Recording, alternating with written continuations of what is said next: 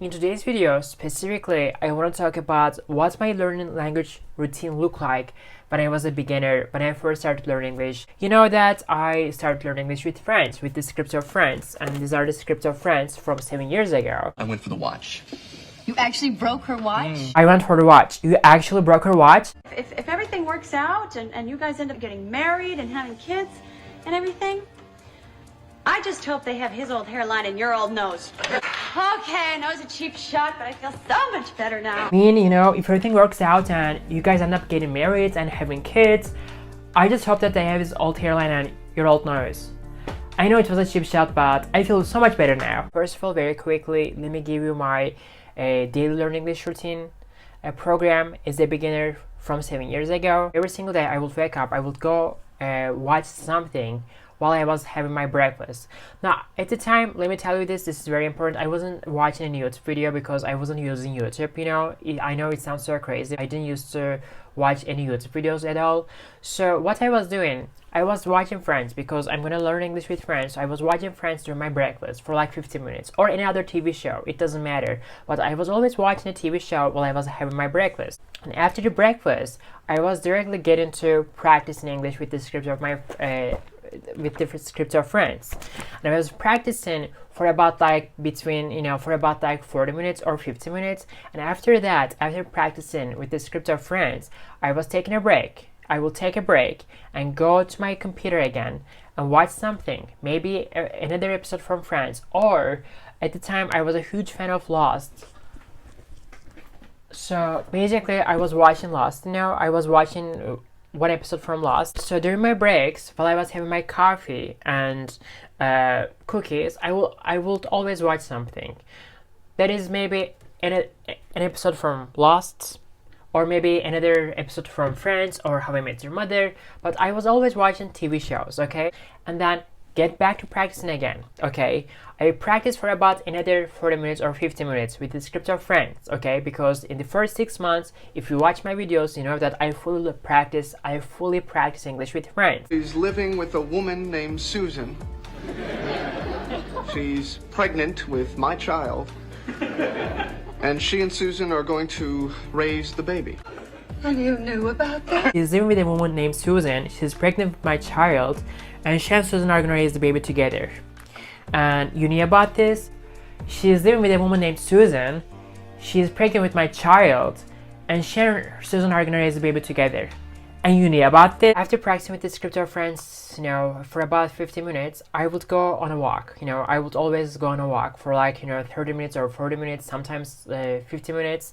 And during my walks, you know, during the time that I was spending outside, I would always put on my headphones and listen to something. That might be a bit, most of the time I was listening to, you know, PBS News or BBC News or podcasts, you know. So basically, during my walks, I always listen to something in English. I would always listen to something in English, okay? After taking a walk, you know, for about like 40 or 50 minutes, I would get back home and practice with the script of Friends for another 50 minutes. And this is the third round. So 50 minutes, 50 minutes, 50 minutes. You know, it's almost like 3 hours. And after that, you know, I would have my dinner. While I'm having my dinner, again, I would watch another episode from Lost or How I Met Your Mother or Friends. Whatever I was watching at the time, I can't remember. And throughout my dinner for like 15 minutes or 20 minutes, again, I make sure to watch something in English. And then after this dinner, if I still feel like I have the energy, I will practice for about another 40 minutes with the script of Friends. Or sometimes I will do shadowing. I was doing shadowing. You took 2 pairs, 1 pair was just out on the concrete. They took 2 pairs, 1 pair was out on the concrete. Let me tell you this, guys, in my videos you always see me doing shadowing at night after the dinner. But in the first year of my English learning journey, I wasn't doing so much shadowing. I was usually, most of the time, practicing with the script of Friends, with the scripts of TV shows. After this 4th round, you know, I would go watch something before I go to bed. This is my routine. I would always watch something as a way of relaxation, as a way of relaxing. And that was it. That was my routine. That was my intense study plan. That was my very intense study plan for learning English. that's most of the time what I was doing. I was either practicing English with the script or friends for about 3 hours or 4 hours. But I always try to practice between 3 or 4 hours. I know that many of you have this, like, you know, you have a job, or you have a part-time job or a full-time job. Maybe you're a student in college, in university, and at the same time you're working somewhere part-time, and you always struggle with the time management, or you don't have enough time for learning English. But no matter what you do in your life, if you want to learn a language, if you truly want to learn a language, you need to make sure to prioritize your learning English process, because language learning process is not something that you can underestimate.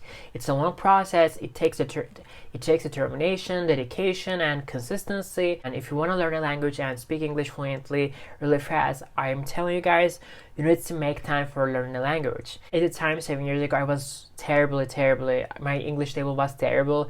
I was a true beginner. I had to put a lot of effort into my learning English process, because I was terribly and literally beginner. So this is why I had to practice at least 3 hours a day, and most of the time 4 hours a day. Okay, I practice English like this not just for 6 months, but for a year. I practice with the scripts of House of Cards, with the scripts of The Crown. Immigration, banking, or education, but none of my regular sources can confirm that. Or I could say immigration, banking, or education, but none of my regular sources can confirm that.